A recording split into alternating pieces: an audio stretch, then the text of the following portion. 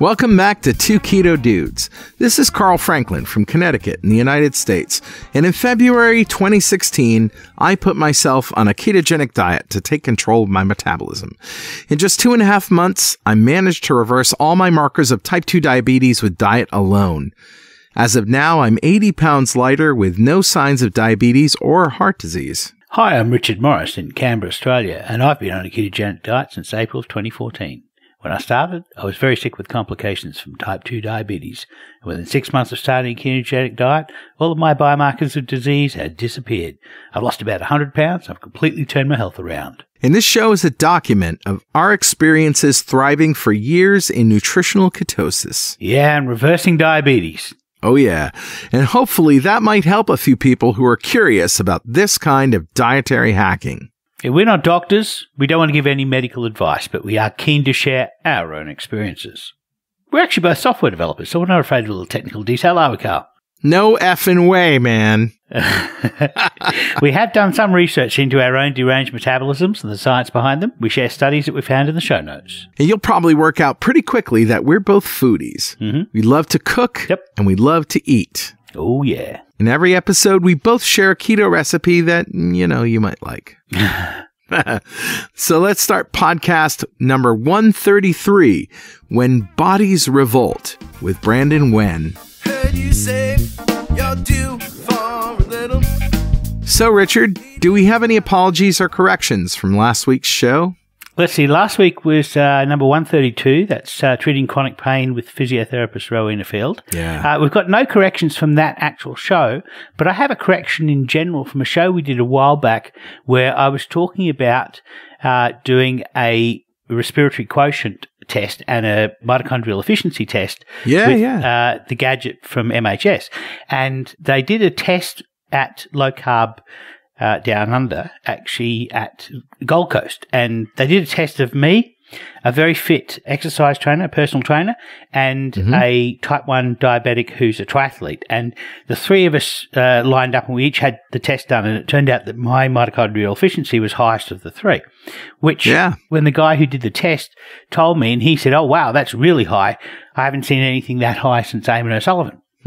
Well, it turns out that that's not quite accurate. He'd actually seen a lot more. I mean, my result was 15.9, and normally people who are insulin resistant are, between 16, most people are between 16 and 17, and a really awesome athlete is going to be between 14 and 15. So I was down on the athletic side of normal. Yeah. I think I might have mischaracterized it by saying it was unusually high result. It's unusually high for somebody who's insulin resistant. So that's my caveat for this week. Very good. So let's revisit what a ketogenic diet is. A ketogenic diet is any diet that puts you in a state of ketosis, where you burn fat for energy rather than glucose. Right. So to do that, what we did was we ate 20 grams of carbs or less per day, and we still do. Yeah. Protein is moderate. We use 1 to 1.5 grams per kilogram of lean body mass. Right. And all of our energy we get from fat. Either the fat on our plate or the fat from that Krispy Kreme that we ate about a decade ago. That's right. If you're just starting, listen to our Starting Keto show at start.2keto.com. Yeah. Well, Richard, how was your week? My week was interesting. So it started with a trip to Sydney to see Dr. Paul Mason. And Paul Mason is going to be doing a presentation at Keto Fest Down Under in Canberra on the weekend of the 16th of September. That's just this coming weekend. And he's going to be doing a presentation on how a doctor can interpret the results, the diagnostic test results of a ketogenic patient. So it's basically here's what you should be looking for. And he was using me as a guinea pig. So he gave me a complete workup. He's a sports physician as well as a GP, as well as a surgeon. He's really a very intelligent man, and he's going to be very fascinating to hear at Keto Fest.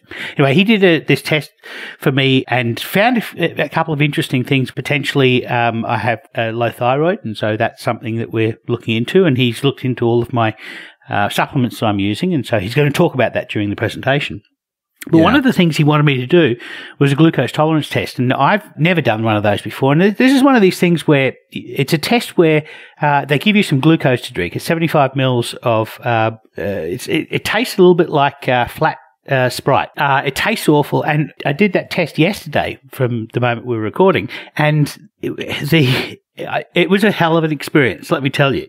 The way that an oral glucose tolerance test works is you drink some glucose. It's a glucose challenge, and then they test your blood every hour for 2 hours, both glucose and insulin, and that tells them how fast you dispose of the glucose that you just drank and how much insulin you needed to make to be able to do that.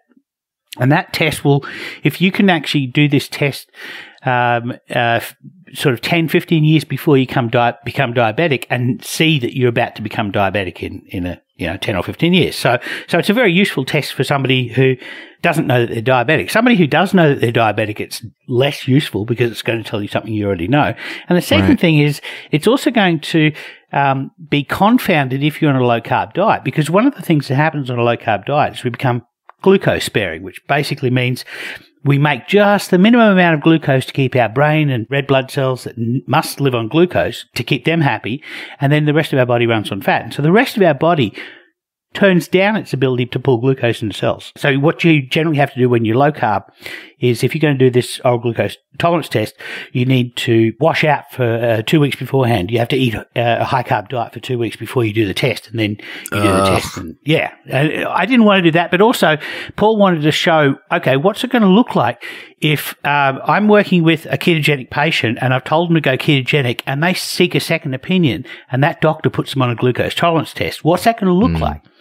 And what that's going to look like is that person has become diabetic, type 1 diabetic, because of the diet. That's actually not what happens. So this is it was an interesting experiment for him to do. But I had reactive hypoglycemia after the event. Yeah, I saw you had 0 ketones. You posted that picture. It's the first time I've had absolute 0.0 ketones. I mean, I go down to 0.1 sometimes, but I almost never have 0.0. And not only did I have 0 ketones, my glucose was plummeting because I was still making more insulin. The insulin was stopping me from making any more ketones. It was driving glucose into my muscle cells, which is my greatest sink of glucose. And so my glucose was down to 3.6, which, it was hypoglycemic, and I was symptomatic. I had the shakes. I was sweating. I had, oh man. One of the things about hypoglycemia, nobody really should joke about this. If you've ever had hypoglycemic symptoms, then you'll know it's like an overwhelming, feeling that something is wrong, but you're not able to use your brain to work out what it is. So it's like a extremely frustrating feeling where, I know there's something really wrong with me right now, but I can't think of what it is. And so what I did at the time was that I was walking past a bottle of MCT oil that I'd bought recently just to try, and I thought, hey, maybe I should try that. Maybe if I drink some MCT oil, I will make some ketones. So I mixed up some MCT oil, probably 4 tablespoons of the stuff with an Atkins chocolate shake and an espresso, and put it in a blender and whizzed that up and drank that. And within about 10 minutes, my ketones were 0.6 and all of my symptoms were gone. And then about 15 minutes later, my ketones were 2.2 and I was flying. So that is amazing. So, and the thing is that if I'd taken a glucose tablet, I didn't have any in the house. If I'd had a glucose tablet in the house, I would have taken that, because that's what you're supposed to take when you're hypoglycemic. Yeah. But that would have just made my glucose go back up again in the roller coaster. So this at least is a way, for me at least, that worked to be able to quickly give me some ketones, because, a hypoglycemic event when you are making ketones is not an issue at all, because your brain just, equally runs on ketones. But if you're not able to make ketones, it's dangerous. What's interesting to me about your story is that how after being fat adapted for so long, you can get back on the horse so fast. You said 10 to 15 minutes after MCT oil and just some fat. Right. You were able to get back into ketosis. That is amazing. Yes and no. I wasn't in nutritional ketosis. See, nutritional ketosis requires that you run your insulin low enough so that you can make ketones. Okay. So here's the thing. The difference between MCT and regular fat, long chain fats is long chain fats get packaged up in chylomicrons and shipped around to everywhere but the liver first. And so, your fat cells get a taste, your muscle cells get a taste, all the cells of your body get a taste, and then the liver gets a taste.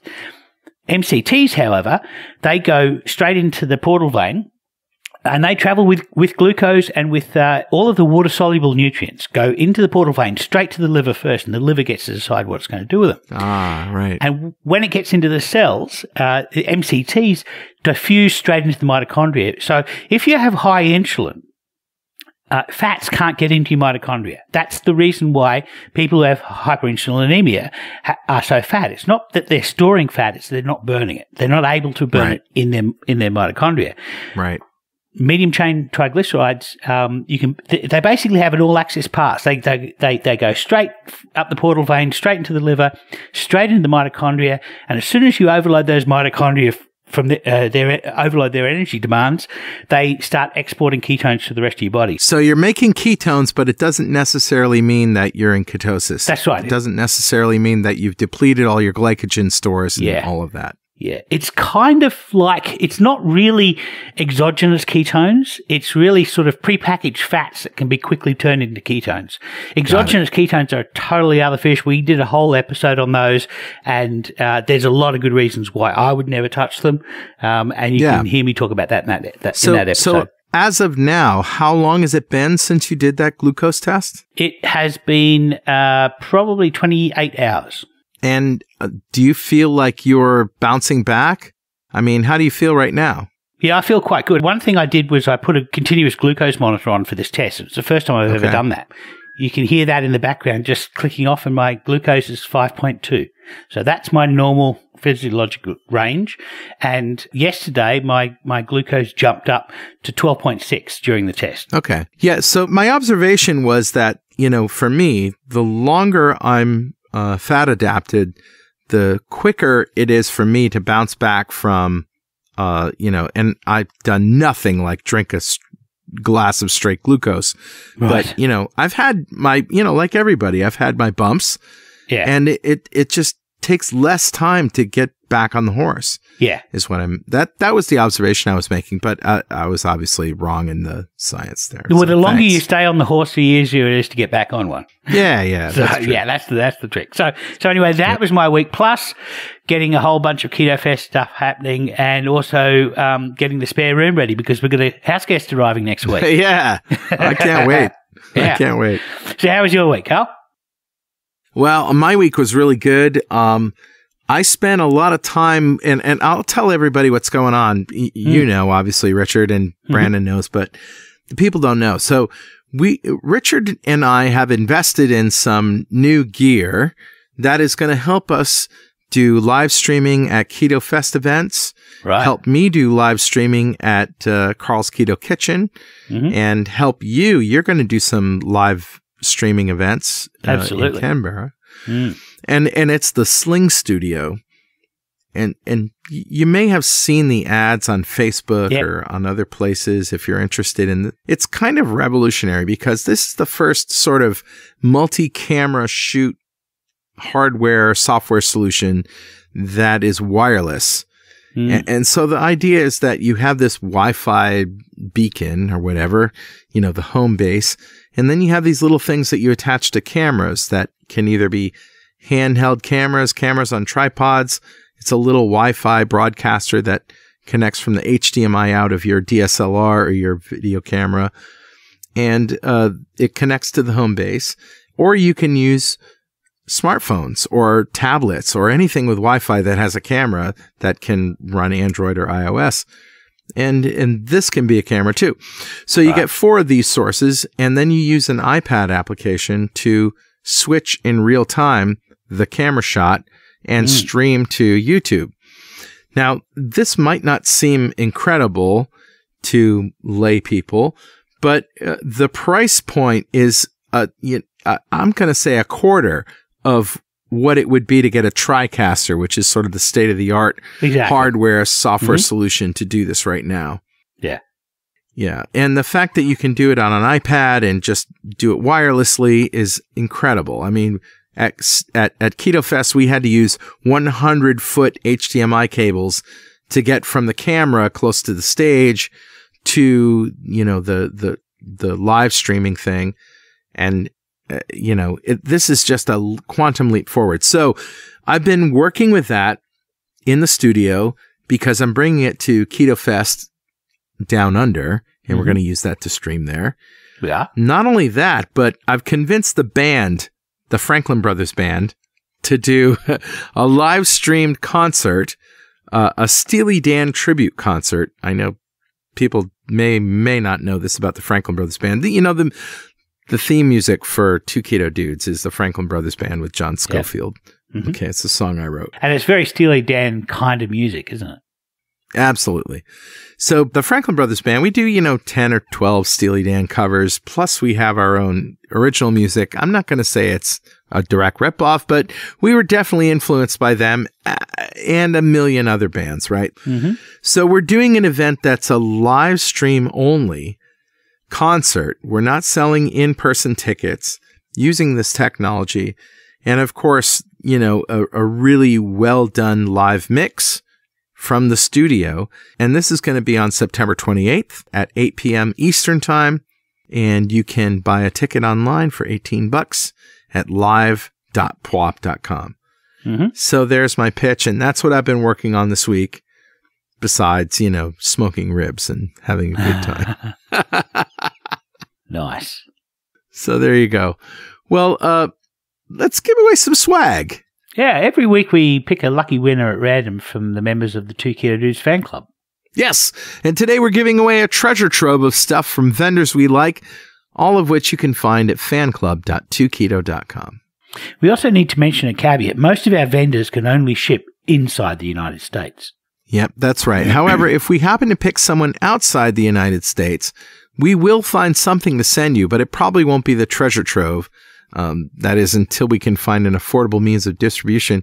You recently found some products in Australia, right, that you can send to people that we pick in Australia. About 10% of our listeners are Australians, and so there's a 1 in 10 chance that someone we pick at random is going to be from Australia. And so we're putting together a bunch of Australian vendors of ketogenic appropriate products. And we're going to do the same thing there. So what we'll probably do in future podcasts is we'll call out these vendors as potential providers of swag. Yeah. If we happen to pick out an Australian member of the audience. The thing is, we don't know until after we've picked the person at random and then we've contacted them by email that they're in Australia, and that's after the show's been recorded. So it'd be nice to be able to know in advance, and then we could actually say, these are the Australian products they're going to be getting. Yeah. Because obviously we can't ship anything with meat in it from the US to Australia because of Australians' very strict quarantine rules. For example, the broth we couldn't ship from America, unfortunately. Yeah. But we will find products in the UK, in Canada, in South America, in all the major continents.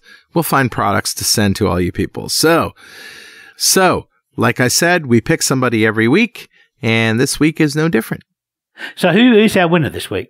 Today's winner is Lori Rotmeyer. Congratulations, Lori. Yeah. Oh, I got the clappers right here. You got the clapper. Carl's got the clap, people. I got the clappers. Let's tell everybody what Lori has won. All right. Well, the first thing we're giving away is a Two Keto Dudes coffee mug that says "Keep calm and keto on," and a signed copy of "Lies My Doctor Told Me" by Dr. Ken Berry, online at lies.2keto.com, and a bottle of Stevia Sweet barbecue sauce, developed by a barbecue restaurant owner who plans to change the restaurant industry forever. Only 2 carbs per serving, online at steviasweetbbq.com. And a cheese-making kit from Wehn. Pam Zorn gave everybody at Keto Fest a kit so that they could make their own fresh mozzarella. Oh, yeah. That's available also online at wineandwhey.com. That's WINEANDWHEY.com. And a 6-ounce cup of beef bone broth concentrate from Birthright Nutrition. Just add water, heat, stir, and enjoy. Jam-packed with good stuff. More at birthrightnutrition.com. We're also giving away a bottle of Remag Magnesium Solution developed by Dr. Carolyn Dean, along with a copy of her protocol and the Keto and Magnesium Manifesto. That's available online at magmiracle.com. We're also giving away a big bottle of fasting drops from Keto Chow. It's a well-formulated blend of electrolytes that you just drop a little in your water, and fasting will be a breeze. online at fastingdrops.2keto.com. And 2 bottles of Sated, 1 chocolate, 1 vanilla. Online at sated.2keto.com. And from Keto & Co., a sampler 6-pack, a bag of brownies, 4 bags of different flavored cauliflower rices, and a bag of flatbread. Online at ketoand.co. And if you don't want to wait to win some swag, you can buy all sorts of it online at gear.2keto.com. Yes, that's right. And that brings us squarely to the segment that we call... Mail!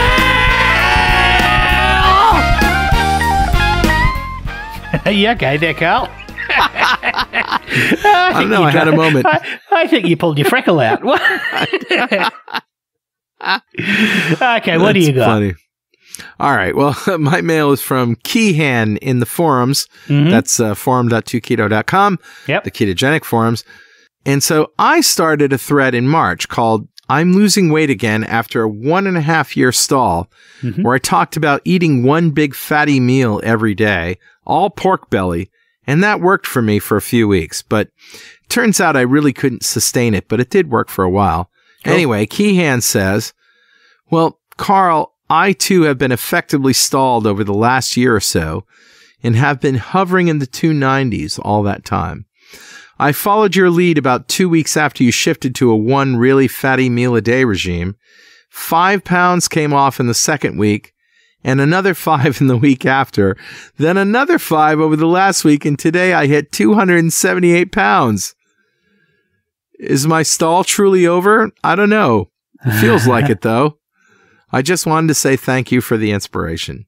Nice. Yeah, very nice. Kehan, that's great news, and congratulations.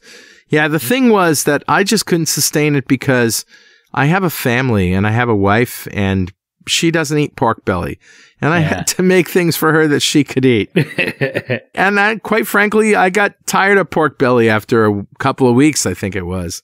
Yeah. So I think that's the thing with all of these eat only X diets is that you kind of get tired of them and it causes you to start eating less, and that is part of the trick with eat only steak for a month kind of diets. Yeah, boy, it sure is. I'm generally not a fan of them, but this is one of these things that Megan Ramos told us in Breckenridge about just changing things up. What you did there was you changed things up, and you did get off a little stall. Yep. And you got off for a while. It wasn't sustainable because eating only one food is not sustainable. I mean, no, it's not. It's not. Nutritionally incomplete. So, Yeah. But, it's a little hack. It's a little thing you can do for a week to try and lose a bit of weight.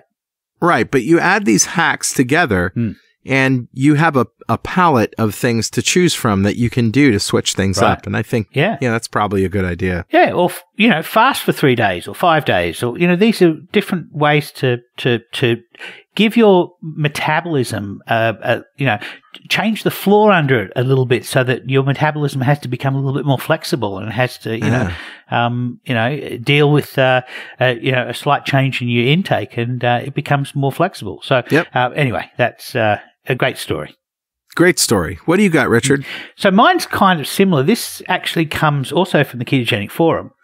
It actually started out with somebody flagged one of the posts on Terry's accountability thread. And this is a thread that Terry's a New Zealand guy, he's a middle-aged gentleman from New Zealand who found that he was plateaued. And he basically tells us what he was going through to try and get off the plateau. But essentially what he's done is he's found that if he uses a macro calculator to tell him how many fat macros a day to eat, then he found that he was able to get off his plateau. The thread was quite interesting. What drew me to it, obviously, was somebody flagged a message. And so, in fact, somebody flagged 2 messages and I accepted one flag and denied the other one. So just to try and be as even-handed as I possibly could.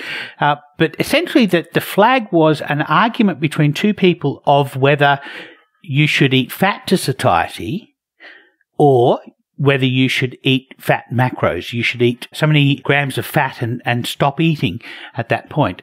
And I wanted to comment in this thread because this is actually a mail from me in response to a thread that was getting a little bit overheated about people arguing it's fat to satiety on one side and people are arguing you can't eat too much fat, otherwise you'll not burn body fat. Yeah. Essentially, I wanted to talk about this idea of satiety. And I said, when you eat to the point of satiety, then your body is telling you that you have adequate energy. If you just plain want to eat more at that point, you eat to satiety and then, heck, I just want to eat more, then you are eating beyond the point of adequate energy. And I think these are both non-controversial statements I think most people would agree with. This does, however, describe the difference between eating fat to satiety and eating as much as you want. Right. And it's a subtle difference, but for some people there's no difference. If you don't want to eat any more once you hit to satiety, then those two statements are identical. Eating as much as you want is the same as eating to satiety. For some people, however, all you can eat is a bus stop well past I'm no longer hungry. You know what I mean? Right. And the question of why some people want to eat and eat way past satiety requires a discussion on the psychology of eating disorders and food craveability and manufactured bliss points. And that discussion that's well beyond my personal expertise. But I would personally love to observe some real experts discuss that particular subject. Yeah, absolutely. I'm going to develop a few statements here that are controversial, but they are something I've thought a lot about, and I believe they're supported by the evidence, at least as a viable hypothesis that have yet to be experimentally invalidated. And the first is that if you eat a few more calories than you need, so you eat to satiety and then you eat a small amount more, then what can be observed to happen is that your metabolic rate rises dynamically for your body to carry out some optional, calorically expensive tasks. For example, you might run your body at a fraction of a degree warmer. And you might do that because your immune system runs slightly better when you run just a little bit warmer. Right. As you increase your energy past what your body has told you, okay, we have enough, you will actually use some of that energy. The corollary of that is that if the amount that you want to eat past satiety is small enough, you don't need to gain extra body fat. Your body will use that extra energy for useful things that it otherwise wouldn't have done because it's trying to conserve energy. Another corollary is that as you eat more and more, there comes a point where you will start partitioning some of that extra energy off to storage. There's no more uses that you can use that for, so you're going to put it into storage. Yeah. So there is a point where if you continue to eat, you will store more energy, and eventually there will be a limit to how much your metabolic rate can rise, and then every extra calorie that you eat, you store. So I think that's pretty non-controversial. I think everyone pretty much accepts that. Yep, I agree. Yeah, then there's the opposite case. What if you stop short of satiety every day? What if you always get up from the table just a little bit hungry? Because you're used to denying yourself, you're used to, maybe you've got a fat macro that stops you before you're full. So, the first thing that the body will do is it'll reduce your metabolic rate a little. Yep. So maybe you run a little bit colder, especially at the extremities, your fingers and toes. If you undereat a small amount, then you probably don't lose much, if any, weight. If you undereat a little bit more, then the next phase will be to find extra energy sources, and your body will find that in two places. Firstly, if it has access to body fat, it will prefer to get all of the extra energy from body fat. And why I say if you have access, first of all, you have to have enough body fat. If you've got no body fat, obviously, do a thought experiment. If you have zero body fat and you need extra energy, you'll find it somewhere other than that zero body fat, which you can no longer give up. You also have to not only have some body fat, but you also need to have your insulin low enough to be able to get energy out of the fat and low enough that you can burn it. Yeah. So if you can't get all of your shortfall from body fat, then you can also burn small amounts of lean tissue for energy. That's the alternate place that you can get energy from. So what happens is if you eat short of satiety quite a fair bit, you will burn some body fat, your body will give up some body fat, and it will burn some lean tissue for energy. Okay. So it's hard to consistently undereat satiety because you don't know when satiety is going to happen. You can't say, I know satiety is going to happen at 11:53, so I'm going to stop eating at 11:51. You don't know when it's going to happen. But one way is to follow a fat macro. And this is why I personally don't think fat macros are very useful. You don't know where satiety is going to be. It changes every day. It can change every hour. It's going to change based on what you ate, what exercise you've done, right. Whether you're fighting a fever. There's thousands of things that are going to be factored into your body deciding when it's going to say, "Hey, we've got enough energy." Yeah. I guess the point is that the fat macro that you got from some guy on the internet may be short or it may be long. If it's short, you'll experience metabolic slowdown and your weight will yo-yo while you're losing lean tissue. And if it's long, you'll actually gain some weight. So back to fat to satiety. If you get your energy mostly from fat and you stop as soon as you feel like you are not hungry anymore, your body will find a homeostasis where it's optimized your body fat for survival and reproduction. And that point may not be as lean as the model on the magazine cover that you want to look like. It may not be as lean as that guy on Facebook who refuses to put a shirt on. But if you eat fat to satiety, I believe you're going to plateau at the optimal amount of body fat for your context. So basically what you're saying is eat when you're hungry, stop when you're full. Exactly. And eat to satiety. Eat to satiety. Exactly. It's way to reduce my entire wall of text into one sentence, but congratulations. Yeah. Well, you had to explain it. I mean, yeah. There are a lot of people who say, do this, but we don't understand it. Yeah, and a lot of people who say, the law of thermodynamics, the first law of thermodynamics insists on calories in, calories out being adequate to describe why you store energy and, Yeah. Your body's going to decide how much energy it's going to use based on factors that you're barely aware of. That's bogus. All right. So that's my long mail.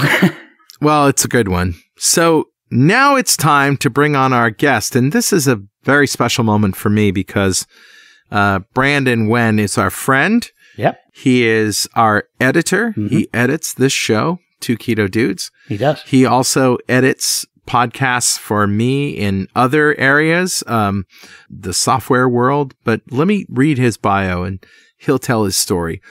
Brandon is the owner of Sound Thoughts, LLC, an audio production company focusing on podcast production and publication for companies and individuals interested in creating high-quality audio podcasts. In 2012, his lifelong passion for meeting people and newly inspired desire to learn about different cultures firsthand led him to give up all material possessions that wouldn't fit in a single backpack. When at the age of 30, he set out to live a nomadic lifestyle. It's a fascinating story. Over the past 5 years, he's traveled to over 30 countries on 4 continents and has no intention of settling down anytime soon. Brandon's motto in life is simple: minimize your possessions to maximize your life experience and deepen your personal connections. But there's obviously a connection to keto here. I'm going to let Brandon tell the story.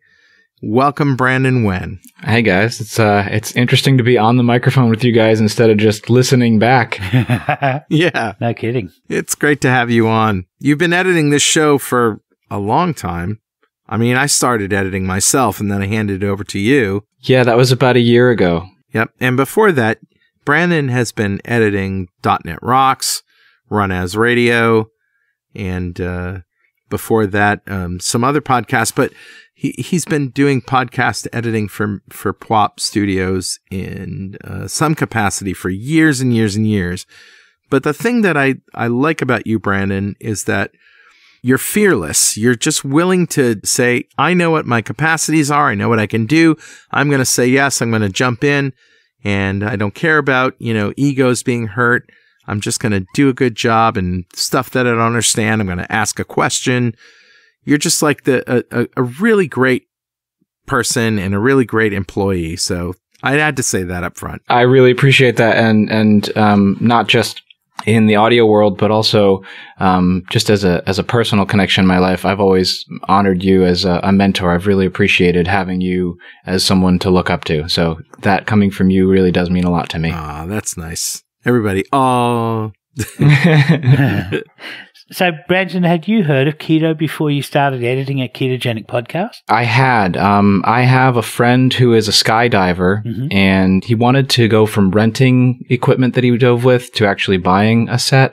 And he was heavy enough that the equipment he was looking at was going to be more expensive than he wanted to spend. And so he was using the ketogenic diet to reduce his body mass. So that he could actually jump with a lighter rig. Nice. He would have ended up saving himself about $2,000 on the equipment. Wow. Yeah. It's a big difference when you're talking about, jumping out of a plane with, extra 40 pounds or so. Right. He had a different approach to it. His was more of like 4 days keto and then a day of replenishing glycogen stores, which at a minimum, it gave me the rough understanding of ketosis and the body running on ketones. So the first time that Carl and I actually sat down and he explained to me what he was doing, it was not new information. But it was definitely, Carl had taken it to the next level and was a little bit more committed to the science behind it. And it was obviously not as much a fad.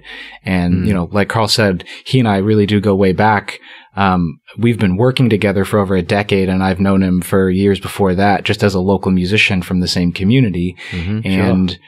I watched Carl attempt a number of different fads or diets or lifestyle changes or all sorts of things to try and gain control of his weight. And, some things would kind of work for a little while and then wouldn't. But watching what happened with him through, the keto lifestyle definitely for me grabbed my attention and had me willing to sort of listen a little closer. And then, finally actually editing the podcasts and hearing both of you tell your own stories and back it up with real science, not just opinions that the two of you shared and, yeah, I agree with him. And I didn't get a harumph out of that guy. And,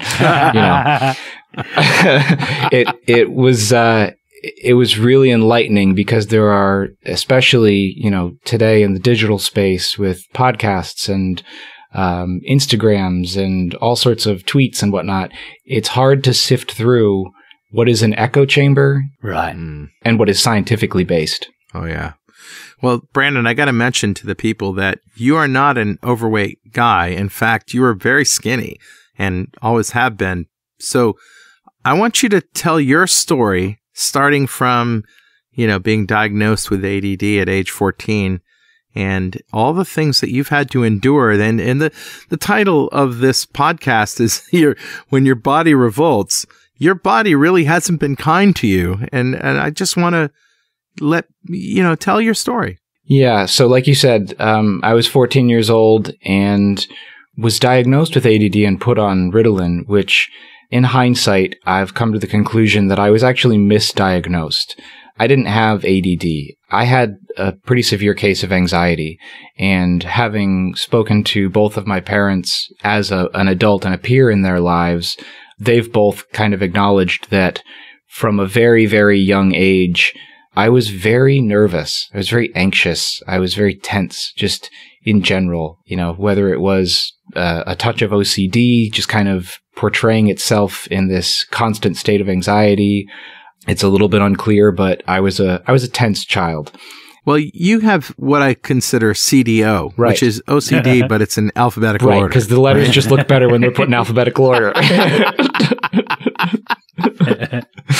That combined with my tendency to be an audiophile is what really led me into the audio production space for sure, is that I can't listen to someone's podcast and just let mistakes be hanging there. Like, it makes my brain tweak and it has to be fixed. Mm-hmm. So yeah, I was 14 years old. They put me on Ritalin, which, because it's a methamphetamine, it speeds up the processes in the brain enough that symptomatically it solved the problems, but it gave me even further problems. And before I was old enough to test for my driver's license, I was regularly being seen by a chiropractor for back problems. Interesting. I mean, that's just an abnormal thing at 15 years old to be going to a chiropractor. It just doesn't make sense. No.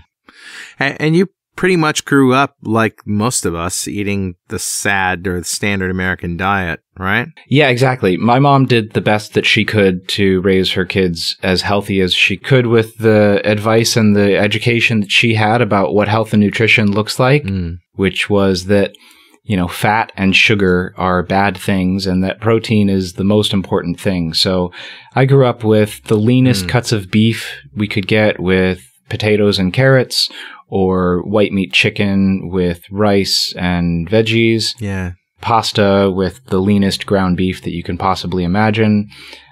Those types of things. And the thing she got right for sure was to avoid sugar. But the idea of avoiding fat and particularly saturated fat, she had been convinced by the standard ideals that those types of foods are foods not to feed your children if you want your kids to grow up strong and healthy. Right.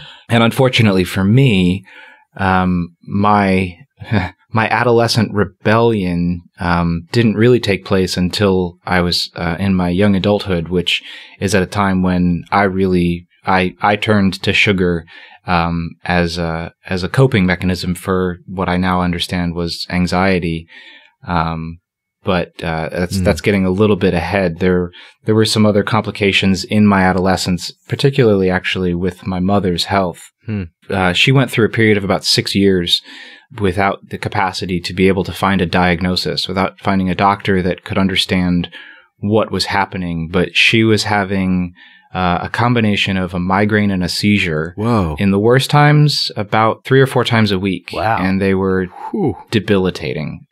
Even after they were done, she was incapacitated for hours, sometimes a day or two at a time. Wow. So, for me, watching her go through the process of going from one doctor to another, and each doctor having that sort of, hubris of, I can figure this out. I know exactly what's going on. And those last doctors were quacks, and they obviously didn't understand the thing that I know and that my specialty tells me I have the answer to everything. And then she'd get her hopes up.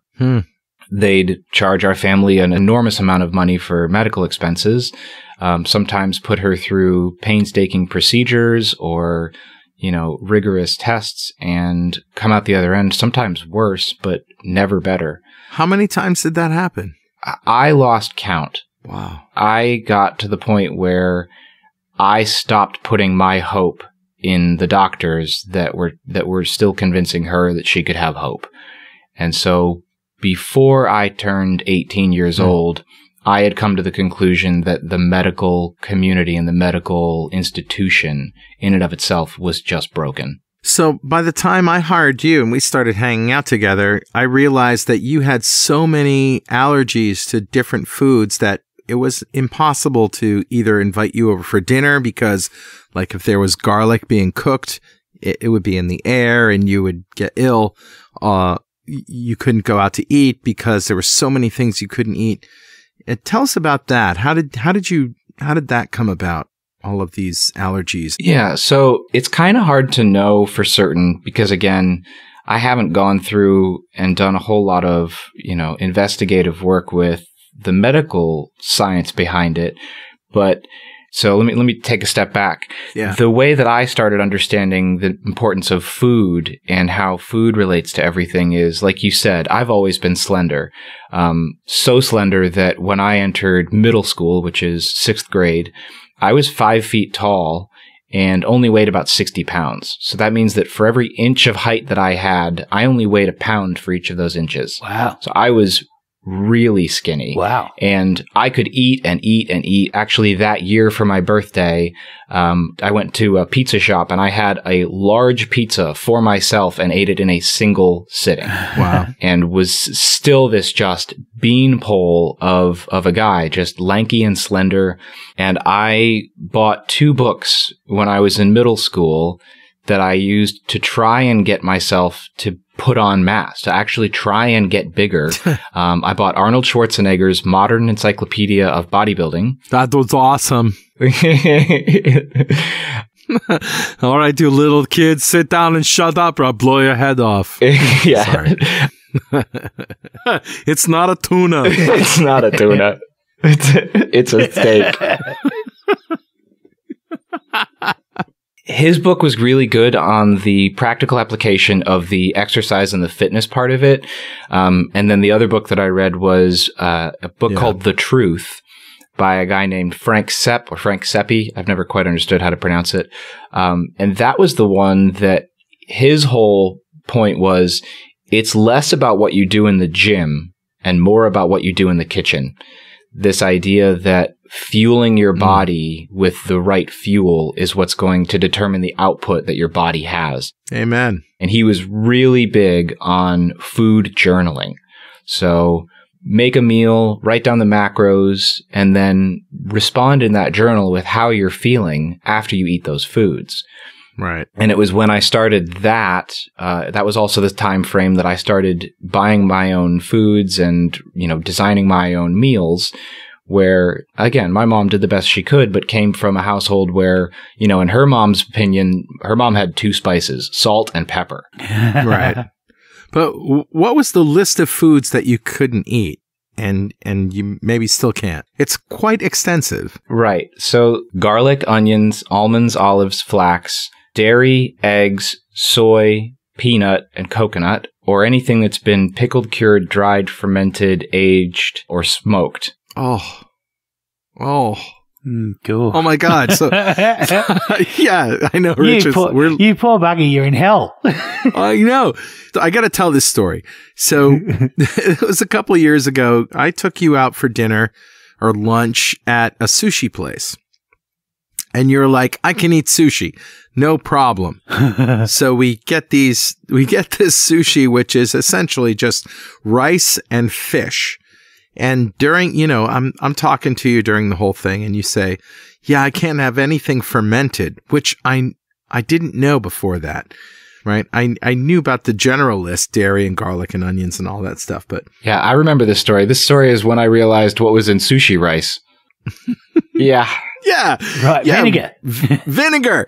Vinegar is fermented. And right before they brought it to the table, I'm like, oh my God, there's rice vinegar and that they use that with the rice. Yeah.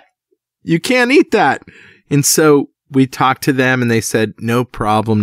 We'll just bring you the fish. And oh my God, I felt like I could have killed this guy. Well, I mean, I guess the quote bright side is that it wouldn't kill me. The reaction for something like vinegar turns into I pass out for a while and wake up with a fever, muscle ache, swelling in the base of the brain stem and the neck. Okay, but that first part, you pass out for a while, that would have sent me over the edge, dude. I'll be like, I've killed him. I don't know. I'm sorry. It must have been the fish. Yeah. So, I mean, going back to, I have plenty of anecdotes about this. I was in Ireland at one point and I was at this one, just regular old pub. And I told the waitress, hey, can I please speak with the kitchen staff? I have a lot of food allergies, and brought me over to the chef's window. And, I told him what I was allergic to. And I said, do you have any advice? And he said, yeah, a 45 to your dome. Oh man. Like, just kill yourself. It's not worth eating, my friend. I know. Don't you love the Irish? Oh. They don't sugarcoat it. Yeah. They'll just come right out and tell you. So, actually, though, to give him credit, he did come up with one of the best meals that I've ever been prepared in a restaurant. I couldn't even tell you. I can't remember what it was. Although at the time, I was still eating very, very heavy on the carb side of things. So it was mostly rice and veggies. Yeah. What do you think causes these allergies, Brandon? Well, so here's one of the things that I use the word allergy when I am ordering a meal, but when we get really specific to the science of it, it's not a histamine-based reaction. Mm-hmm. So I call them sensitivities or reactions, but I like to use the word allergy because the word allergy, food staff has been trained to know this word equals liability. Exactly. Yep. It means we can get sued if we kill this guy. So it's like, okay, I'm not the only one in my family with the issue, so it's hard to tell if it's genetic or, we moved around a lot. My dad was in the military when I was young, and then my parents divorced, and there were a couple of different moves between, my mom being a single mother and then remarrying and moving in with our stepdad. And so it's hard to tell if it was an environmental trigger that we lived in a house with some sort of weird mold, or if it's an odd and unique adverse reaction to a genetic predisposition plus Lyme disease, or I honestly don't have an answer to it. The answer that I came up with was don't eat those things and feel okay. Yeah. Right. Yeah. Wow. That was my simplification of, it took a little while to get my head around it, but by my early 20s, I had come to the conclusion that food inherently is not entertainment. Not for me. Right. Yeah. So when did you begin to realize that there was something you could do with carbohydrates or without carbohydrates to help, and how did that start? Well, my rebellious years came into my 20s when I was finally living on my own and making a life of my own, and having realized what foods I could and couldn't eat. I concluded that once I found cookies, chocolate chip cookies that were actually safe for me among that whole list of things I can't eat, and lactose-free milk, it was not uncommon for me numerous times in a week to buy a box of cookies, a container of lactose-free milk, and just polish them off in a sitting. And meals were accompanied with orange juice, especially as I traveled. Rice and beans are very, very inexpensive in a lot of cultures, and in those are less common. Pasta is huge. So my diet for years was very, very carbohydrate based. I would dare say that I had probably 2/3 of my macros coming from carbs for years and years and years. Which is actually the high end of the dietary guidelines. Is 45 to 65% is the guideline for carbohydrates. So you're right on the top range. Yeah, but it's interesting that you were eating carbs because they were safe, right? Not because for any other reason. You couldn't eat so many foods that carbs were safe, and therefore, why not? Right. Well, and I had also been brought up and educated into the idea that fat is bad for you. Right, yeah.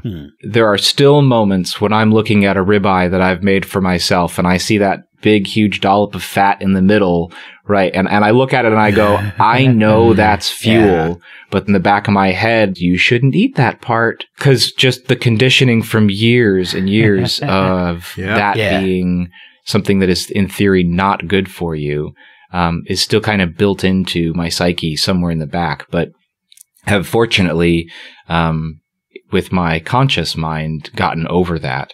And a lot of that really did come from, I really credit you guys a lot. You guys are always saying, N+1. I think it's even more than that. It's N+1 plus 1 plus 1 plus 1. And having heard you guys talking all the time, sure. I had been editing the podcast for, I guess it had been about 2 months or so. And at the time I was living in Thailand and had found a really good network chiropractor. Which, by the way, we got to tell that story. Brandon was working in the studio for me like 10 years ago, and he's like, you know what? I'm out of here. I got to go see the world. And I said, fine, bring a laptop, find bandwidth. You can edit from anywhere, get some good headphones, go for it. And that's exactly what he did. So he's gone to Starbucks in Thailand to upload the shows. And we're talking 3 or 4 shows a week. Yeah. Brandon right now is recording from a hotel in Uruguay, and he's pulled the entire bed apart to make a recording studio to reduce all the reflective surfaces. We are all jealous of your lifestyle. I don't know how you do it, but God bless you, man. That's great. You know what? The mentality that makes it sustainable is I wake up every day and truly believe to myself that one of 2 things will happen every day. Number 1, I will have a great day. Or number 2, I will end the day with a great story. You have a great day or a great story. Sometimes both of them happen. Yeah, when you're really lucky, the great day turns into a great story, but even the shitty days end up turning into a good story. Yeah, nice. There are days that end with the story being, so I'm asleep on the 3rd floor balcony of a hotel that didn't have any room for me, and I'm sleeping on and under cardboard, having scaled the outside of the building during a thunderstorm that's rolling in on an island. But there are drums going on all night that I can hear, and they're pretty cool. Yeah. So and then there's other stories where a hike to the top of a mountain yields the view of both the Atlantic and the Pacific at the same time from the same spot. Oh man. Nice. All right, so enough fantasy. So you're listening to 2 Keto Dudes. You're editing the show. Yeah. What happened? The correlation that started kind of popping up in my mind was all of this talk about how a high insulinogenic state can be correlated to inflammation. Right. And the chiropractors that I had gone to were constantly stating that there was inflammation in the discs in my spine, that it wasn't so much that I had, back problems in alignment. It wasn't so much that there was real damage. It was just that inflammation was causing problems with some of the nerves being pressured and put in the wrong place. So right. I figured, what the heck, let's start with the science. Let's do the research first. So I went to the chiropractor I was seeing in Thailand, worked from a hospital, and because he's an MD, was able to order me a blood test just for the HbA1c. Nice. Having listened to the show, I knew that was one of those really important markers. I knew that there's a whole bunch of other stuff that I didn't understand. And now that I've looked back, I wish that I had gone and done, a CBC and a CMP and like all of that stuff. So if there are any, new listeners that are about to get into this and you have the availability, I really recommend you do as much blood work as you can, because those numbers are going to mean something to you down the road when you don't even realize that they'll mean something to you. But being able to see their transition is going to mean a lot. At the very least, CRP, insulin. Yeah. Your A1C is very important. Your fasting glucose isn't that important, but and then your lipids, of course. But the thing that most people miss is CRP, C-reactive protein, and insulin. And you'd be surprised at how many people were like, "Did they check your insulin?" No, I don't know. Right? Yeah. It's amazing. So here I am in Thailand, and I get the minimum. I go and I get my HbA1c checked, thinking to myself, well, I eat a lot of sugar, so... But you're thin, you should be okay. Yeah, I'm skinny, right? That's exactly the thing, is that even the doctor himself looked at me and he was like, are you sure that's what you want to do? I'm like, yeah, I want to know this metric. Yeah. To be honest with you, in my mind, I was going and getting blood work to justify the fact that I could keep eating cookies all day long. Exactly. That's what I was going to get out of this. Brandon the Cookie Monster. I am a cookie monster. I have always been a cookie monster. So you were going for the Cookie Monster metric. Yeah.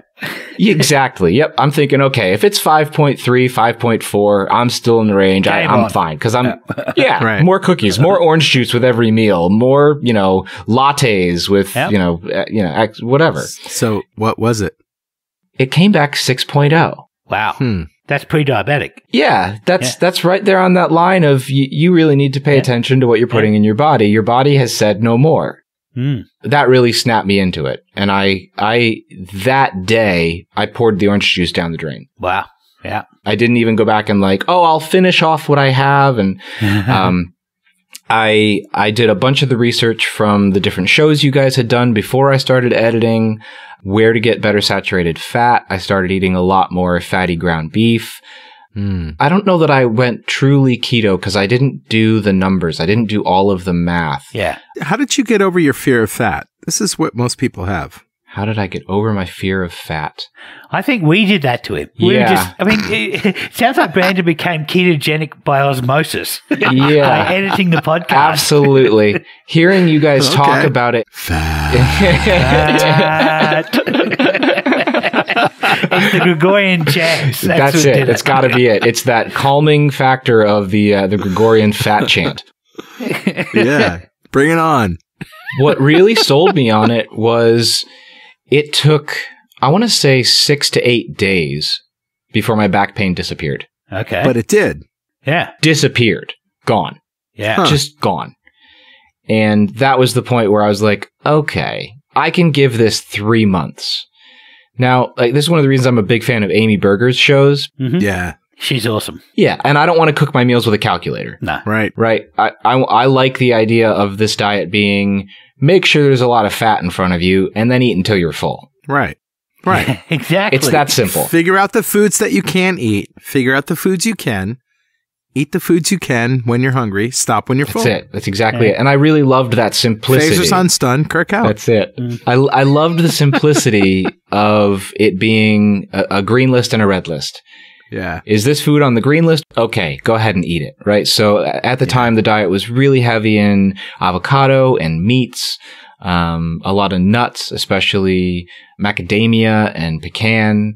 The two exceptions I was making was I was still using whole milk in my coffee, and I had found a low glycemic bread that I could eat. Yeah. And so I did that for 3 months, really strict, low carb. I wasn't testing my blood. I wasn't, doing math with my meals, but I was really making sure to be as strict as I could that was around the holidays. So the 6.0 blood test was October 20th of last year. And then through the holidays, there are some polite moments where I ate some potatoes and carrots because it's what was served to me and I didn't want to be rude. But just for the most part was really adhering to it. Yeah, we've all done that. And 3 months to the day later, because I am OCD and I know that that's how long that test lasts. CDO. I went and I got another HbA1c. At this point, I was visiting family in the United States, and my HbA1c had dropped to 5.3. Yeah! Awesome. Yeah. At the same time, I went ahead and did my fasted insulin, and it was 4.1. Nice. Wow. Yeah, well done. Killer. I didn't know what that ever was, so I just emailed the two of you guys, and I was like, hey, guys, I don't know what this means. Is this good? And the two of you obviously came back with a lot of praise and explanation, and Richard gave me some charts and graphs that I still don't understand, but, he told me it was good, so I know I trust him. Yeah, we had no idea you were keto. That was a big surprise to us. It was a pleasant surprise, but it was a shock. Mm-hmm. What's really interesting about you, Brandon, and a lot of people who are in this TOFI situation is you didn't have years of insulin resistance that Richard and I had. If you're obese and you don't tolerate sugar, you probably have a level of insulin resistance that's been going on for a while, right? So for us, we our body fat took the bullet for us in instead of spiking our blood sugar really, really high. The fat took up the sugar energy, and there you go. It also gave us a big red flag that said, hey, dude, That's right. Things are spinning out of control. We knew we were in trouble. We didn't know exactly what we could do about it. But people who are thin, like you, who don't have that big, obvious marker that something is going wrong. I mean, you might develop a little pot belly in your 50s, and then in your 60s, all of a sudden you've got glucose control, and in your 70s you start losing limbs, and so that's that used to be the progression, but for us, I mean, both Carl and I in our 30s, we could see the train at the end of the tunnel coming right at us.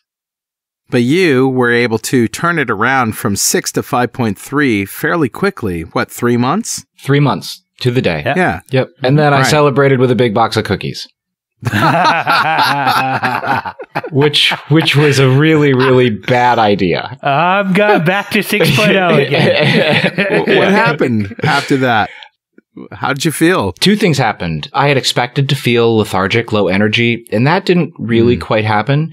What I did notice was that my mood was less stable. Ooh. And the following day, I noticed that my back pain had returned. Right. And the back pain returned in a way that I had kind of forgotten it was gone. You get to a point of homeostasis where when your body feels good, your body isn't sending you signals saying like, hey, thanks for making my back feel better. That was really good of you. It just goes about the status quo. Yep. And having had that waking up feeling of like, oh yeah, this is what every day used to feel like. Yeah. I got to tell you, there's a corollary here. When I was half-assing keto, that's a technical term. Before you put your whole ass into it. Yeah, exactly.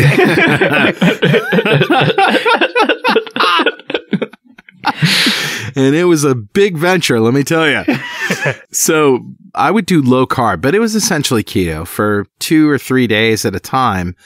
And then I would feel so good that I'd get lazy and sloppy. And I'm like, yeah, okay, this is good. I can go pig out at Burger King or whatever.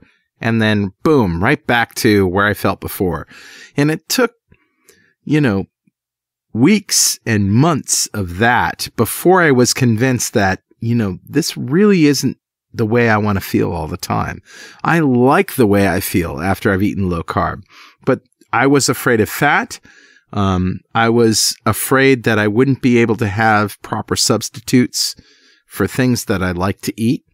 And it was only until really that I talked to Richard and we started talking about all these great recipes that I discovered the world of keto food can be really amazing. Yeah, it's not that bad, is it?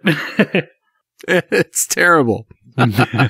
Well, anyway, I just wanted to say that I had half-assed it quite a lot, and you get to feeling like, you're invincible and you feel good, so therefore you can, in your case, eat cookies. Right, and so I knew at that point that I couldn't go back to a box of cookies at a time, but I did think that maybe I could find some moderation in a low carb or moderate to low carb diet rather than a straight keto diet. So that January, after the blood work and after the, the reward of cookies, I did actually start drinking a little bit more whole milk again, consuming a little bit more bread, sweeter nuts, more of like the cashew side of things, or I'd have a cashew butter sandwich with the low glycemic bread. And sure enough, slowly, I actually realized that not so much the physical side of things, but certainly the emotional side of things, my anxiety was coming back around. And I found myself realizing that I was self-medicating through the sweet foods, which was making the anxiety worse, which was drawing me to self-medicate with the sweet foods again. A vicious cycle. Yeah, right. This is a common thing we see with people who hear about keto and sort of do keto-ish. They sort of do low carb, but they don't really commit. The thing is, you have to, number one, lose your fear of saturated fat because that's going to hold you back. Number two, you really have to lean in if you want the results. If you want to reduce the hunger, in your case, it's not hunger, but, it's the inflammation and all those things. All of the benefits that you get of keto really only happen when you're 20 grams of carbs or less. I don't care if you think it's healthy sugar, or it's whole grains, or it's, fruit sugar. It doesn't matter. Yeah, healthy sugar is one of those really interesting concepts. Because I grew up with the idea that a glass of orange juice with your breakfast is good for you, right? Because orange juice, that is God's drink for you, right? So like... God's drink! That's right. Yeah, exactly. It's sanctified. That's right. Yeah, so all these people think that if they just do lower carb, but they don't count the carbs, but, when you add them up, there's probably 50, 75, 100 grams of carbs a day, that it's okay. And it might be okay for some people, but for those of us who are metabolically deranged and really need for this diet to work, you really have to lean in. This is one of the reasons that, again, I've reached out to both of you privately to thank you, and especially to you, Carl, for sort of being vulnerable with your process from the very beginning about this just being a collection of stories and you learning this process for yourself and kind of putting yourself out there while you went through the process. Because the shows that really stood out for me were shows with Dr. Ballerstedt and Amber O'Hearn, where, somewhere inside of me, it almost seemed natural to eat nothing but meat. And you did carnivore for a while, right? I'm almost entirely carnivore at this point. I make exceptions that maintain a level of keto, but I frequently go a week eating nothing but meat. Nice. Red meat, chicken, fish, whatever it is. As I travel, I go to the grocery store, I start in the meat aisle, and I don't decide what I'm going to buy before I get there. I go and I find whatever this culture has as the best quality of meat with a lot of fat in it. That's what I go and I eat. Yeah. I took Brandon to dinner maybe a month ago at Daddy Jack's, and you said, I want meat and salt. And that's it. Jack would have been okay with that, I think. Yeah. Yeah. And of course, they screwed it up, right? Didn't they? Oh yeah. Jack was fine with it, but Jack wasn't there at the moment, and his staff, his staff doesn't follow instructions as well as they follow protocol. Yeah, right. Jack would have got it because Jack is keto now. Yeah. I did actually go full carnivore for a while. So actually, I started full on carnivore about 6 weeks before Keto Fest this last summer. Wow. And you came up for Keto Fest, and you actually did the live streaming and all of the stuff at the second venue. Yeah, all that stuff that your new equipment is going to fix for you. Yeah, I was the former fix for that. That's right. So we were talking to Rob Ramsey at RD86, and he looked at Carl when Carl was introducing me, and he goes, "So who's this guy?" And I go, "I'm the guy Carl calls when he has to duplicate himself." You're also the guy with a detail-oriented view of everything, whereas Carl and I are both very, high level. We can't function without somebody detail level being able to make sure that all of the T's get crossed, all of the I's get dotted, and that's your role. Absolutely. You guys are good at the 30,000-foot view, and I can only look through the telescope. That's right. Yeah. While I was at Keto Fest, first of all, it was really amazing the sense of community that you guys have really built, and the caliber of people that you got to come to your event, which, this was the second year that I had been there, and the first time it was the same thing. Everyone was really kind and, very, very comfortable with one another. Like Richard says, meeting old friends for the first time. Right. While I was there, I had the privilege of being introduced to a Dr. Annette Bosworth. Oh, right? Yeah. I met her too. She's awesome. Yeah. She's fantastic. Sure. She has a book called Any Way You Can. And her motto is ketones for life. And it's a really great story. I won't spoil it. It's a tearjerker, but it's definitely got a good resolution at the end. That's about a mum's dementia, right? Mom's cancer. Right. Okay, that's right. Yeah. Yep. And how keto not only saved her mom, but gave her a new purpose in her practice. Here's a tip, kids. If you don't want to use the term keto, use the term fat adaptation.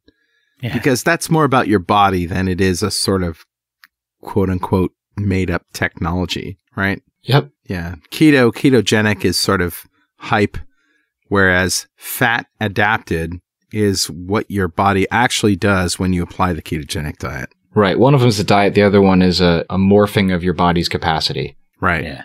And that's what we're really interested in. Which I can now say that even as a skinny guy, my body does have enough fat on it to manage a fast. Nice. What? You fast? Dude, you're a beanpole. You know what? You would think. And you would think that it would somehow make me, skinny or that I'd fall down, right? Right. Oh, that guy doesn't have enough body fat to actually fast. Brandon, I have an idea why you might be able to fast despite being quite thin. Yeah, what are you thinking? So you mentioned when you were a kid, you used to be able to eat a whole large pizza by yourself and not put on any weight and eat a tremendous amount of food and not put on too much weight. And even you're actually having to go find books to learn how to add extra body weight. It occurs to me that you have a really high fast metabolism and you can probably dial that up or down a lot more flexibility than someone like Carl or I can. And so it occurs to me that your body is more metabolically flexible in that it can choose what metabolic rate it's going to run at.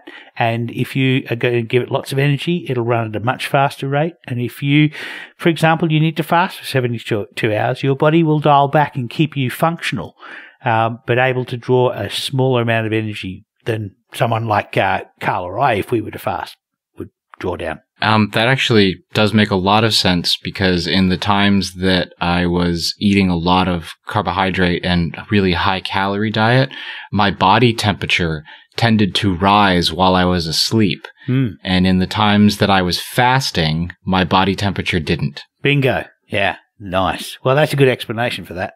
I went 76 hours with nothing but water and salt. Yeah. Whoa. And that was under the supervision of Dr. Bosworth, who, when I met her, she kind of has this internal medicine diagnostic brilliance of like House from the TV show. Yeah. Right. She diagnoses people at a distance. Yeah. In the party, she was telling me she was totally doing Dr. House.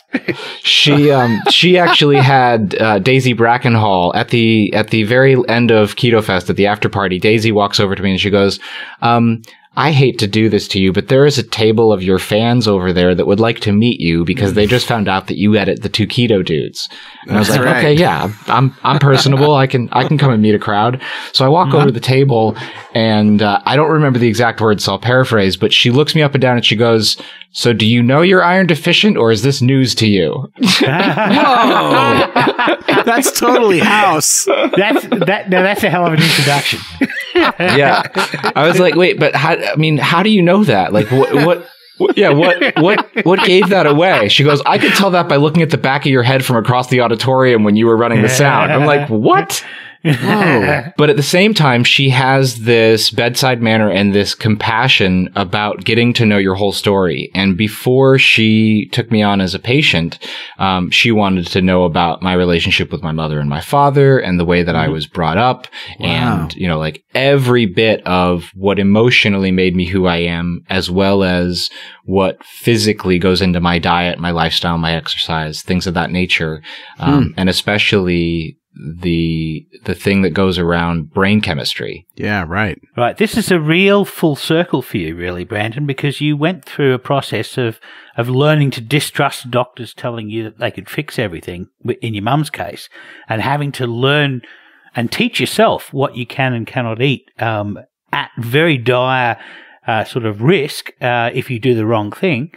Finally, you met a doctor that you're able to trust and work with. It's a wonderful story. Sure is. You really nailed those 2 parts. Number one, I feel like I can trust her because I really get the sense that she is looking at the whole picture and is interested in giving me the things to do. That we are, like you said, working together. I'm working with her. I'm not some series of numbers in front of her or a 20-minute exam that has to be fit into a day full of patients to make the quotas of what her practice needs to make. She really does have this. It's definitely still data driven, but it is patient centric as an actual medical practice model. And so the first thing, right after Keto Fest, we started talking and she took me on as a patient and she needed a whole complete blood workup. And she called one of the local labs in the area that I'm from, because she's actually from Sioux Falls, South Dakota. And the lab wanted $1,800 for the blood work that she was asking for. Now, wow, I'm only catastrophically insured. So for the most part, I pay all of my medical expenses out of pocket. And I wanted to get her the information that she wanted to hear about, but $1,800 was a big bill to swallow. So I started doing some research and I found ultalabsonline.com, which is a place where you can go and actually order your own blood work for a whole lot less than the standard going rate. Wow. Send us the link. We'll put that in the show notes. For sure. I got all the blood work that she wanted me to do for $275. Sweet. Wow. So, wow. Whatever that is, 85% off or something ridiculous. 16%. Yeah, exactly. Yep. Wow. All of my blood markers were in healthy ranges, especially my cholesterols and my metabolics and my hormones and everything like that. The only number that was slightly below range was my iron. She actually called it from across a room, having never met me. Looking at the back of your head. Yep. Awesome. Now, what is it that she saw in the back of your head that made her think? Something about the way my hair parts or the width of the part or something. I think just magic. She is magical. Oh, come on. We're developers. We need to know. So have you ever seen the TV show Monk? Yes. Heck yeah. Yes. Right. So Tony Shalhoub plays this OCD guy where he walks into a room and all of the cops think they've seen all of the evidence that they could possibly have looked at. And he just kind of puts all the pieces together. And it's not necessarily that he saw a detail no one else did, but he saw how the details fit together. Right. Right. That's how Dr. Bosworth sees details. Wow. She can just see the details coming together in a way that other people may not have tied the two different pieces together, which is why she needed the whole blood work up. You know, we need more doctors like this. I think she's in an upcoming podcast episode from Daisy Brackenhall, the Keto Woman, right? Oh, that's great. I believe when this show posts, she will have just put out part 1 of her 2-part episode, and part 2 will come the following week. So yeah, it's really good timing, actually. Okay, so everybody listening who wants to hear more about Dr. Bosworth, go download or subscribe to Keto Woman. And that's ketowomanpodcast.com. That's right. Absolutely. So where are you now? How long has it been, and what's your situation currently? So I've kind of lost track. I have been full on keto for, since before Keto Fest. Yeah. And you fasted for a few days? I did do a fast, yeah. And then coming out of the fast, if you had told me a year ago that I had to go 12 hours without food for a blood test, I'd have looked at you and said, okay, but you'd better have one big meal ready for me when I get home. Well, it's amazing, isn't it? I mean, after you get fat adapted, fasting is just, I haven't eaten all day, and it's almost midnight, and I'm not hungry. In fact, I feel completely full. And that's one thing that happens when you get fat adapted. You burn your fat for energy. It fills you up. It makes you feel sated. Yeah, that absolutely blew my mind. And what about your symptoms, your allergies, all those things? So the allergies I have yet to really dive into because the problems are so severe when they come about. But with doctor supervision, I'm starting to incorporate a little bit of things. One of them is I can now eat butter, which I was so severely lactose intolerant before that, if you cooked my steak in butter and rinsed it, I was nervous. Wow. Oh my God. How good does that feel? Yeah. It actually tastes like someone put sugar on my steak. Feels like a bowl of corn pops. It's amazing. Sugar smacks. Wow. I am starting to slowly do that, but knowing how long I went with eating how much carbohydrate I ate, my body was in a state of hyperinflammation at a cellular and vascular and digestive level for so long that it is going to take me some time to correct course. Yeah. Yeah. But you've got the tools now. I do. And the advice that I'm getting from the doctor is to stay the course, like you guys say, keep calm, keto on, and just stay with it. And what really helps me is 2 things. Number 1, I did the full blood workup. So I would put my blood against anyone else's that thinks that they have a healthy diet and are eating, potatoes and rice with their lean chicken and lean beef. Right. And I have a doctor who's supervising this approach that I have to a new lifestyle of diet and eating. Nice. Wow. Cool. The number 1 thing for me that's made the biggest difference in the world is that when I travel, it used to be that I would need to be really, really cautious about what food I would bring with me on the travel day so that I knew that it was not going to get taken by security or customs and immigration or whatever, because once I get through there and I'm in the airport, there are times there just isn't a food available to me that isn't already prepared with something in it that's going to give me an adverse reaction. Yeah. And now that's not a problem. If I have a 36-hour travel day, whatever, I'll just not eat for 36 hours and bring some really good salt. Yeah. Yeah, you're used to, restricting your diet, and just because you have to, it's not a big deal for you. Right. Yeah.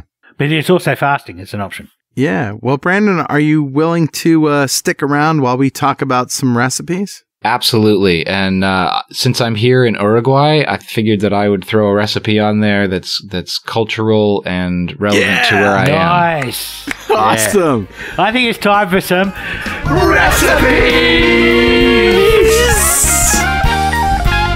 Oh, yeah.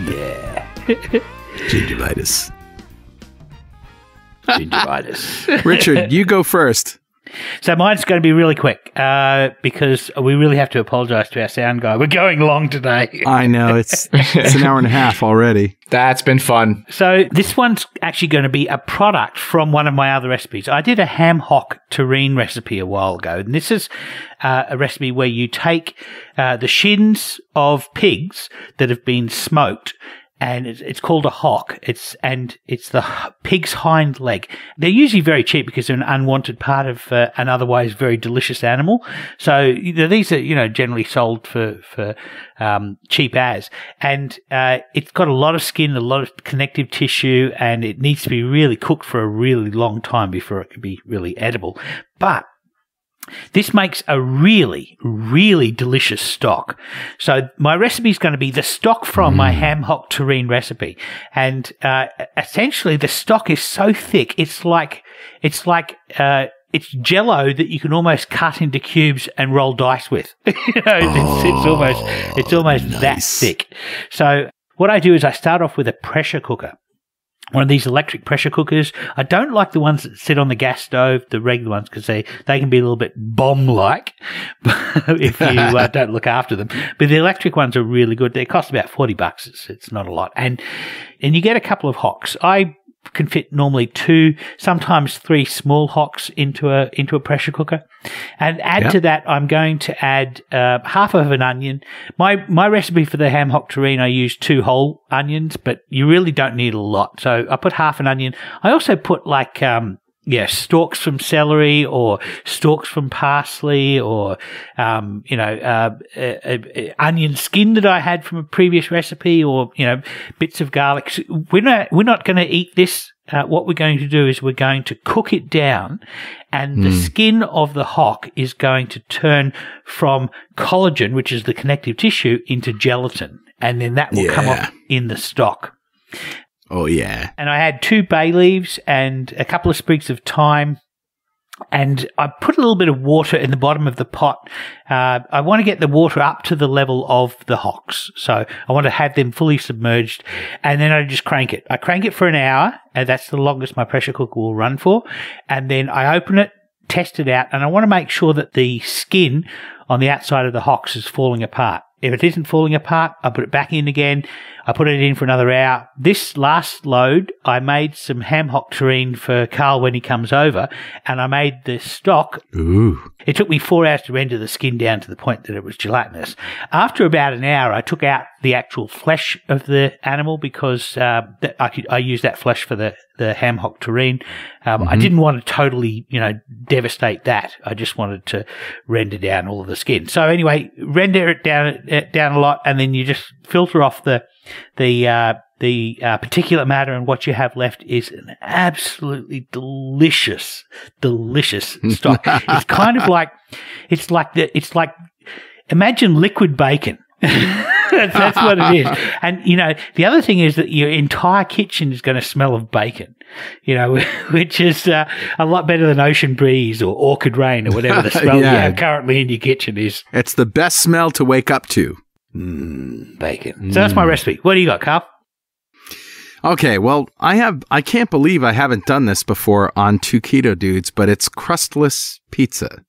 Oh, okay. Yeah. So this is an easy recipe that requires none of the shopping and ceremony of Fathead or Carl's Head or even Matt's Head pizza. Shout out to Matt Murray for perfecting the Carl's Head pizza ratios. Yeah. But it's very easy to do.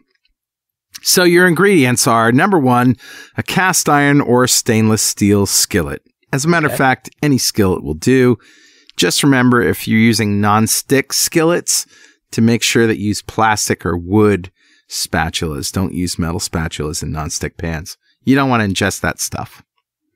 All right. You need 2 tablespoons of butter, 2 cups of shredded mozzarella, and you're going to use 1 and 1 cup. Optionally, you can use some low-carb pizza sauce like Rao's Marinara, which is 3 grams of carbs per half a cup, and toppings to taste. So 1 cup of this mozzarella is going to be your base, and then you put toppings on it. So these could be herbs like oregano, garlic, or even Parmesan Romano cheese. Obviously, mozzarella cheese as a topping. Other toppings would be sausage that you saute beforehand, bacon, ricotta in moderation, onions in moderation, peppers or capsicum if you're Australian, mushrooms, chorizo, which you saute beforehand, pepperoni, that kind of thing. And you need tin foil, either that or a cover for your saute pan. So here's what you do. You heat the skillet to medium heat and melt the butter. Now you turn it down to low and add half the mozzarella, 1 cup, or enough to coat the bottom of the pan. If your pan is really big and it's not enough, a cup is not enough, just add more. So is this butter fried mozzarella? Butter fried mozzarella, exactly. That's a good start to a recipe. It's a wonderful, exactly. That could be the recipe right there. That's it. Just brown the mozzarella, eat, and enjoy. Yeah. All right. So what you want to do, there's no cover on it. You want to put it on low heat and just wait for the bottom to brown. And you can use your wood spatula, your plastic spatula, or if you're on cast iron, a metal spatula, pick up the corner. And when you butter the bottom, make sure you put a little butter around the edges of the pan, because what's going to happen is the cheese is going to go out to the edges. And if it sticks at the edges, that's a problem. So you make sure it's brown and golden. And now you add your toppings, whether it's, like I said before, oregano, cheese, sausage, bacon, basil garlic, and tomato. Whatever. Basil. Yeah. Great herb. I can't believe I forgot basil. Yes. Roasted red peppers. Another great. Roasted peppers, yeah. Yeah. Anything that you can think of to put on your pizza. It's fine.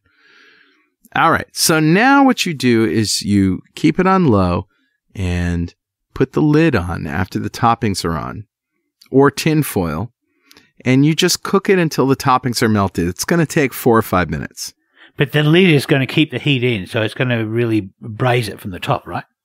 Right. That's the idea. That's the idea. You want the bottom crispy and you want the top melty. And you want the toppings already cooked so they don't have to cook on the pizza. So now here's the fun part. You need some sort of cookie sheet or a wood or whatever kind of cutting board or something to move the pizza onto. And you need to go around the edges with a spatula and keep digging into the center until it all comes out. And don't break it.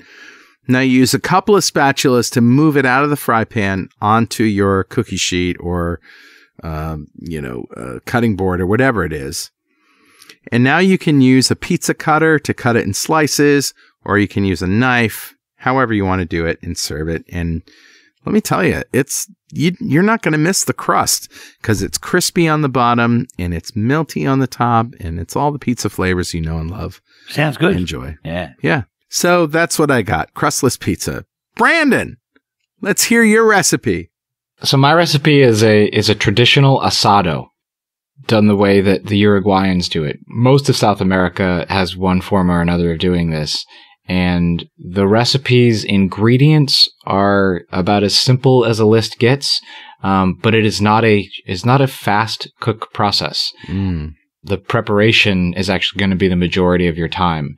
The ingredients are a really good fatty cut of beef and salt. Yeah. That's the end of the ingredients. It's perfect. Perfect. What you're going to need is an outdoor fireplace of some sort. Yeah. The way they do it out here is it's essentially a concrete slab that has space to have a fire first, and then to also have an area that you rake the coals under a freestanding grill rack. Right. And so you get yourself a nice, good blazing fire going, and as the logs continue to cook through to the point that they are just, charcoal size embers, here they actually have a holding device. It's kind of like a large wire mesh that the coals will fall through as they break apart, and then you just rake them underneath the actual grill part. And so once you have this, beautiful red bed of embers, you let it heat up the actual grill plate for, about 2 to 3 minutes. And then you lay your steak on top of it. You give it about 3.5 minutes per inch of thickness of the steak, and then flip it over and give it not quite the same. Move it to a plate to let it rest, top with salt, and then it's amazing to just eat it as it is. Yeah. It's a cultural dish here. The idea is that you're not going to cook dinner fast. You're going to have this roaring fire and share a few beers and some wine, and everybody talks around the fire for a while, and you just keep this bed of embers going, and you cook your asado and you bring up the next piece when you're ready, and it's a beautiful way to cook, and it's it's as low tech as you can get, and you get that sort of whatever the flavor of the wood is, you get to sort of taste it in the meat, which is just delicious. Yeah.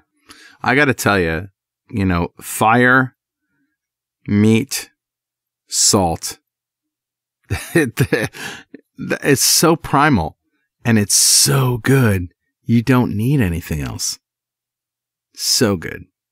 Especially if it's a wood fire and you get some smoke in there. Yeah. Brandon, I got to tell you, this has been a great show for me personally because of our friendship. And I never expected that you, of all people, would benefit from a ketogenic diet, although I knew that your allergies, reactions were many. It just warms my heart so much to hear of your success.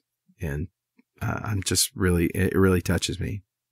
Thanks, man. I appreciate the support that you've given me through the years, as well as, and I've told you this before, I really appreciate the example that you set, not just doing the diet for yourself, but the way that you approached it with science being the foundation and really having it be about the information and putting the information out there for those who want it and not forcing it on those who don't. Yeah. Which, I've done the same thing. And like I was saying, I'm an N equals 1, but I'm also an N equals 1 plus 1 because I have a friend who had tried every kind of dietary method that he could, was, busting his butt at the gym with a personal trainer. And what he hadn't realized is that he had gone really, really low carb, but was consuming far too much protein. And so I just told him, I was like, hey, just try cutting back on the protein and adding a little bit more fat into your diet and just see what happens. And he's now sold. He's an every week listener. He's even made plans with Joan Walker to go up and visit her farm because, he at some point in his life would like to actually raise cattle. Nice. Wow. He is on the bandwagon. Awesome. Thank you very much, Brandon. It's been great talking to you, and I'm sure you'll come back and tell us about your progress. I look forward to it. All right. And that's the show, Richard. Of course, if you have anything you want to tell us, something we said wrong, something you don't agree with, some more research that you found to support or refute anything that we've said, send it by email to dudes@2ketodudes.com or post it on our website. And you can follow us on Twitter, Twitch, Facebook, YouTube, and Instagram at 2KetoDudes. Make sure to use the hashtag 2KetoDudes. And of course, if you want to join the free ketogenic forum, it's forum.2keto.com. And you can have a look around the ketogenic forum without needing to create an account by starting with success.2keto.com. And if useless swag is your fancy, like t-shirts, coffee mugs, and all that other junk with witty keto sayings on them, head over to gear.2keto.com. And if you want a shot at getting some of that swag for free, join the 2 Keto Dudes fan club. You'll be eligible to win something in every show. Go to fanclub.2keto.com. And if you feel like supporting our forums and all the podcasts we produce, like 2 Keto Dudes, Keto Woman with Daisy Brackenhall, Keto Families and Keto Kids with Mark Miller and Karen Mangicotti, the Obesity Code podcast with Jason Fung and Megan Ramos, think about making a monthly pledge on our Patreon page at patreon.2keto.com. You can also see all of our podcasts and other videos on YouTube at youtube.2keto.com. And if you haven't already, go leave a review on Apple Podcasts. That's how new people get to know about what we do. 2 Keto Dudes is brought to you by 2 Keto LLC, who strives to support the low-carb community with podcasts and other publications. Richard, keep calm, keto on, and fast when you can. Yeah, keep calm, keto on, Carl, and come down to Australia and go to Keto Fest down under. Revolt.com. Oh, okay. All right. Thanks, Brandon. And we'll see you next time on Two Keto Dudes. And one Tofi Dude.